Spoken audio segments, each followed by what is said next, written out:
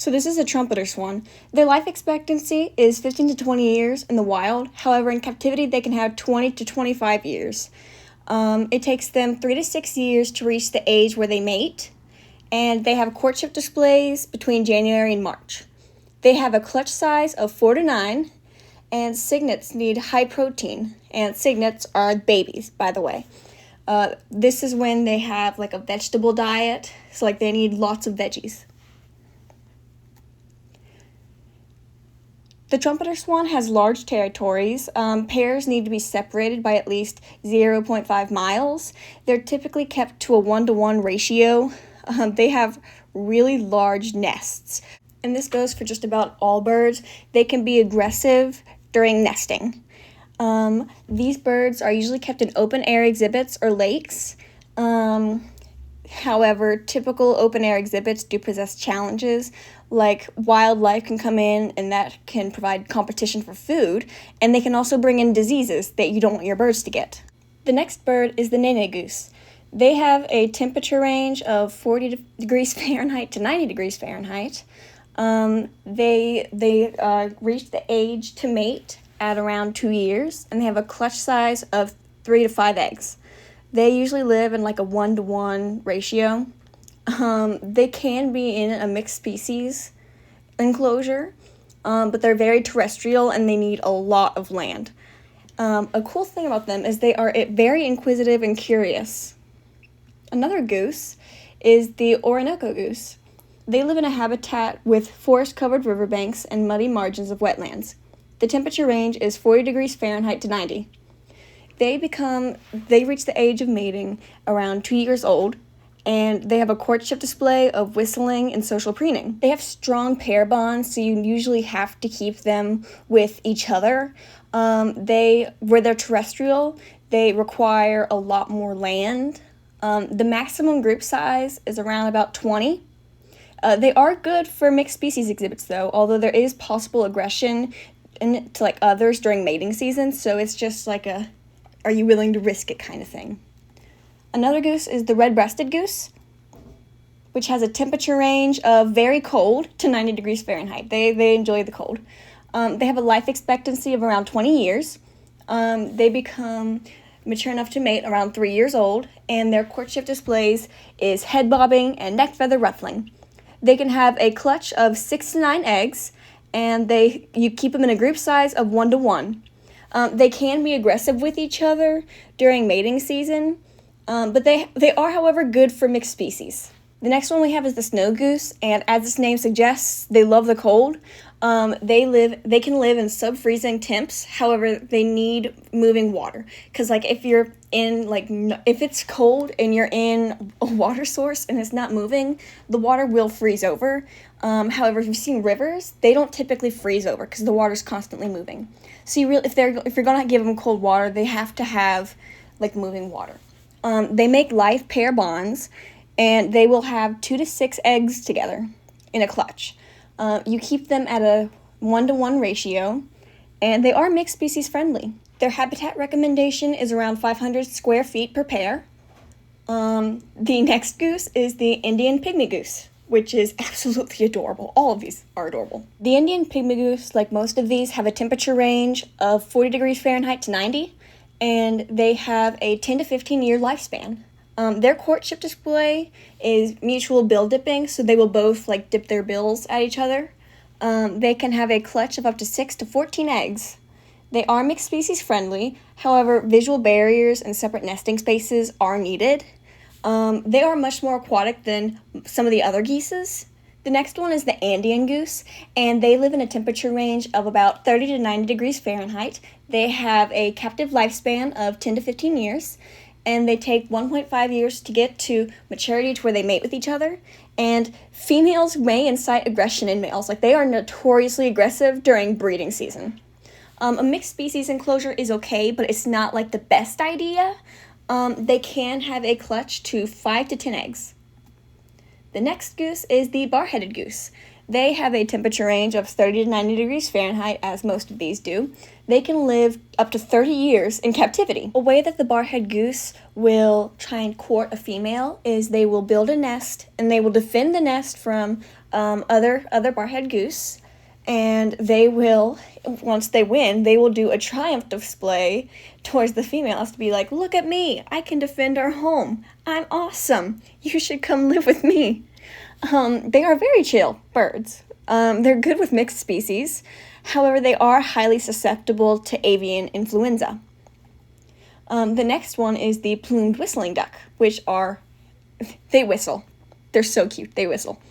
They have a temperature range of 30 to 90 degrees Fahrenheit, and they have a 15-year captive lifespan. They are nocturnal, and their courtship involves preening and prolonged chases, which basically means they're just playing a game of tag as a way to flirt.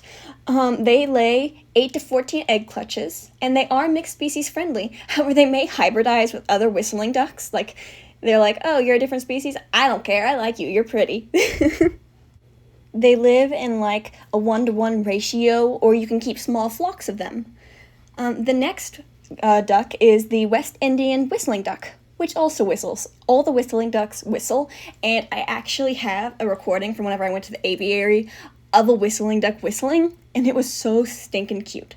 So the West Indian whistling duck lives in temperatures around 30 to 110 Fahrenheit. Their captive lifespan is around 9 years old, which is sadly short. They are nocturnal, and they lay a clutch of 6 to 10 eggs. They are mixed species friendly, however, they do show a dominance behavior during new bird introduction, kind of like when you introduce two cats, and the cat that's been there for a while will be aggressive towards the new cat because they don't like change, and they're just dominance behavior. You know, they need to find out who's in charge. Their ecology is actually very poorly studied, so we don't really know a lot about them. I'm on the 25th bird of 48. This video is going to be an hour long. The next one is the spotted whistling duck, which is actually the one that I have a recording of. I have a recording of the spotted whistling duck. They have a 40 degrees minimum temperature. They require at least 100 square feet per pair, and they can be in mixed species. However, they can be aggressive towards other whistling ducks, and you want to keep them in like a 1-to-1 ratio. The next one is I'm going to say this wrong. I have no idea how to pronounce it. Chiloe widgeon? I know how to pronounce widgeon, but Chiloe? They're very beautiful ducks. They have a temper range of very cold to very hot. Like, there's no set one. Like, just don't put them in like a 200-degree enclosure. They become mature enough to mate at around a year old, and their courtship includes chin lifting, preening, and they'll just follow each other. Like, they're stalkers. They will, if they like another bird, they will just follow them. They lay a clutch of 5 to 9 eggs, and you want to keep them in a 1-to-1 ratio or a flock, and they can be in mixed species. They require 100 square feet per pair in their enclosure, and they will also hybridize with other waterfowl. They don't care if it's another species. If they think it's pretty, they're going to flirt with it. The next one is the northern pintail. The northern pintail has a wide temperature range, and they're actually nocturnal and diurnal. They need their diet to be supplemented with insects, and their captive lifespan is 20 years. They become mature enough to mate at about a year old, and their courtship involves the male keeping his head low and whistling, and he will bob his head while reaching for the female. They lay a clutch of 7 to 9 eggs, and you want to keep them in a ratio of 1-to-1 or like large flocks, and they are mixed species compatible. The next one is the Madagascar teal, and they live in temperatures of around 32 degrees Fahrenheit minimum. Their captive lifespan still needs research, but it's been reported to be 18 years. They become mature enough to mate at 1 to 2 years old, and they don't have a known courtship display. They lay a clutch of 7 or 6 eggs, and they have a reputation in the zoo community. They have a reputation for being very aggressive during breeding season. Captive breeding work is being done with this species, and it's actually a high priority. third take because I haven't talked this long in a while.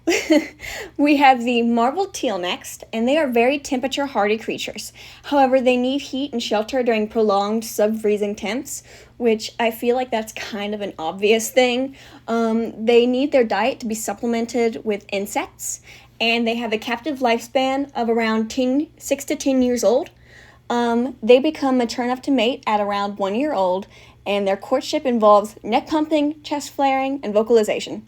They will lay a clutch of 7 to 14 eggs, and they're also another high priority. I'm tired, I'm not redoing this. High priority species for tag, and they are conservation vulnerable. I haven't slept in days, so the blooper round is going to be awfully funny because I have not been able to talk at all. Next, we have the puna teal, which they are generally temp hardy. They need their diet to be supplemented with insects, and they have a captive lifespan of around 10 years old. They become mature enough to mate at around 1 year old, and their courtship involves vocalizing, so they will basically just sing for the females. They lay a clutch of 5 to 6 eggs, and they are good with mixed species. They will, however, hybridize with other teal, which I'm seeing that this is quite common in the Anseriformes. Now we have the Brazilian teal, which they have a temperature range of 30 to 90 degrees Fahrenheit. They need to be supplemented with insects for their diet. They have a captive lifespan of around 20 years, and they become mature enough to mate at 1 to 2 years old. Their courtship involves whistling and preening and showing off their feathers. The chicks are actually insectivorous, so they will need insects as babies. You want to keep them in a ratio of 1 to 1 or a small flock. They need a large, complex exhibit to buffer the male aggression during breeding season. Now we have the hooded merganser. They need to have their diet supplemented with fish, and they have a captive lifespan of around 10 to 12 years. They become mature enough to mate at 2 years old, and they have a courtship where they'll just flare out their hood, which is why they're called the hooded merganser. They lay a clutch of 10 to 12 eggs, and they nest in tree cavities. They're actually really difficult to hand rear and don't take easily to the zoo diet. The young require access to the water within a few days. The hooded merganser as a chick is the kind of kid that will see a body of water and go, yeah, I can swim, and take off full speed and just jump in the lake while the parents panic and try and save them. That's what these guys are. Now we have the scaly-sided merganser, which they live in temperature ranges of basically cold to 100 degrees Fahrenheit. It's not that hard. Their captive lifespan is around 10 years old, and they become mature enough to mate at 2 years old.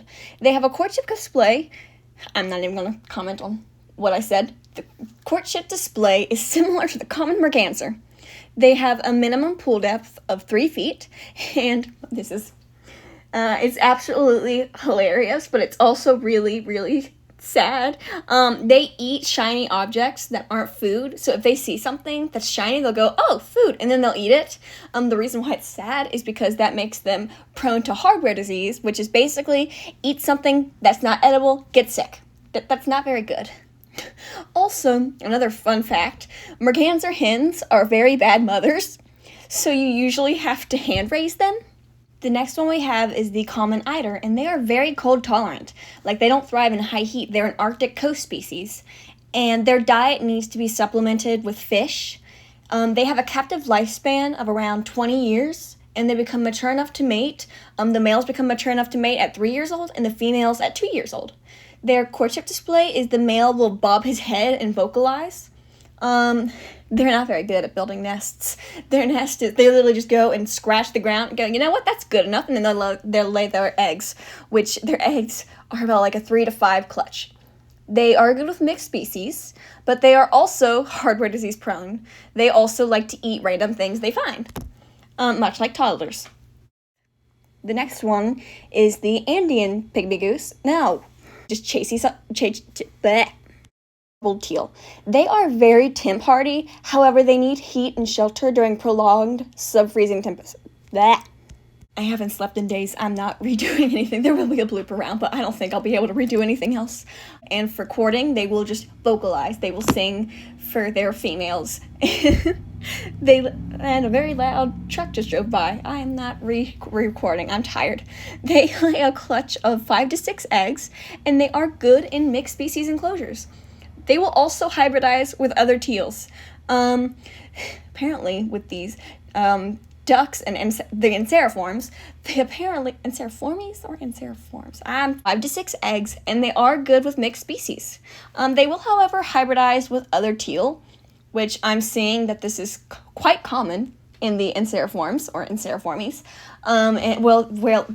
Holy crap. They're an Arctic coast species. They need to be supplemented with fish, and they have a holy crap, I can't talk.